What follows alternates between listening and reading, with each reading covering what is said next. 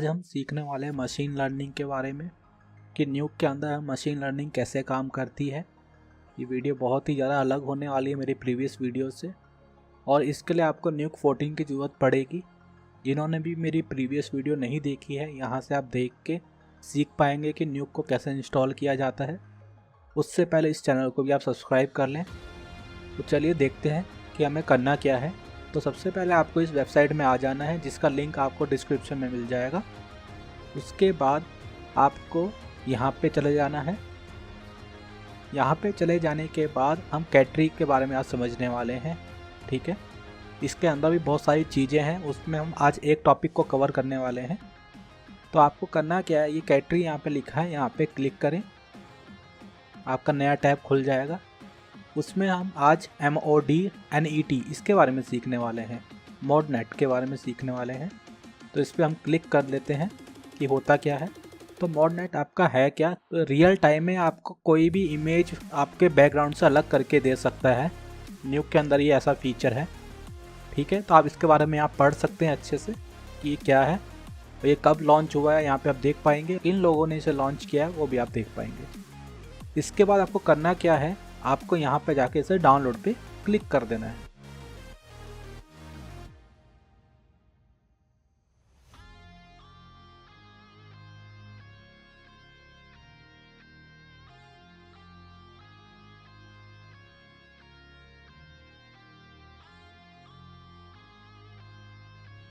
तो इसे डाउनलोड होने के बाद आपके पास ये फाइल आ जाने वाली है, मोडनेट।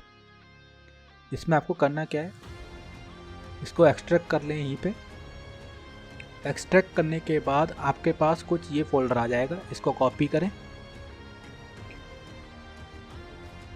इसके बाद आपको डॉट न्यूक फोल्डर के अंदर जाना है और इसे यहाँ पे पेस्ट कर देना है, ठीक है।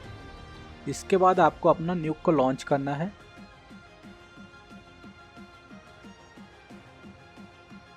यहाँ पे मैं अपनी फुटेज को ले आता हूँ। फुटेज आने के बाद ये हमारी फुटेज है।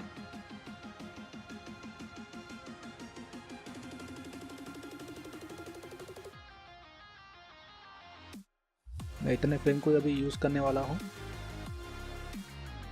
तो कुछ ऐसा शॉट है हमारे पास।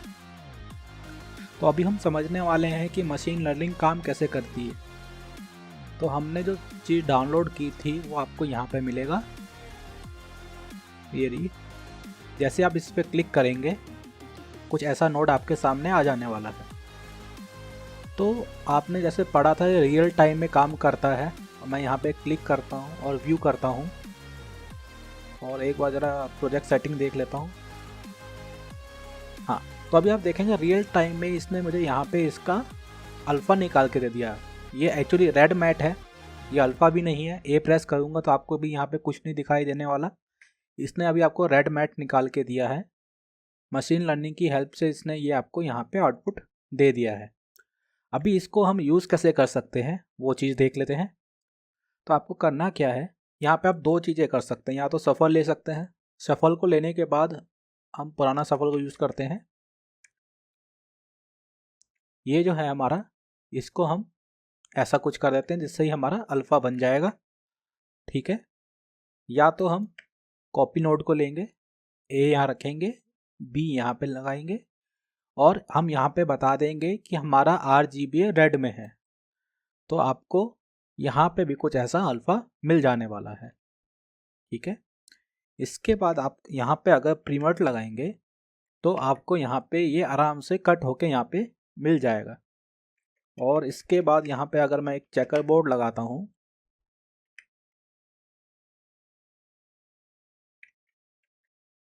तो आप देखेंगे आपको यहाँ पे ये अलग होके रियल टाइम में आपको यहाँ पे अलग होके मिल चुका है। और कई बार आपको लगता है कि आपके एजेस सही नहीं आ रहे हैं, तो आप इसके अंदर ये अपना जो इनपुट कलर स्पेस है इसको चेंज कर सकते हैं।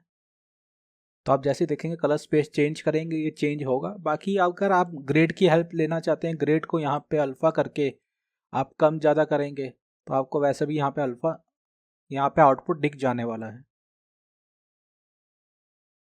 ठीक है। तो आप देखेंगे हमने सिर्फ एक नोड से ही हमने इसका अल्फ़ा जनरेट कर दिया है।